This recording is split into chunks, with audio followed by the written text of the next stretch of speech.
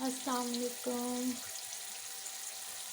क्या हाल है? उम्मीद है आप सब ठीक होंगे। आज हम सब्ज़ी बना रहे हैं। सब्ज़ी है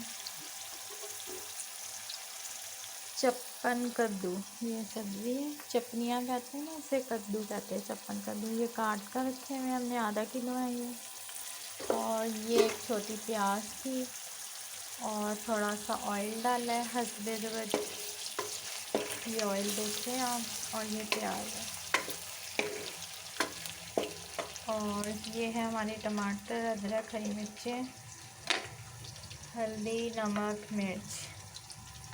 जो रोज़ की सब्ज़ी बनती है, ये मैंने कहा आपके साथ खाना सब्ज़ी जो भी हम बनाएं आपके साथ शेयर करें, आप लाइक करें और इस तरह की सब्ज़ी बनाएं और बनाकर बताएं कैसी बनी। हर किसी का अपना तरीका होता है खाना बनाने का, और सब्ज़ी बनाने का भी तरीका अलग से होता है।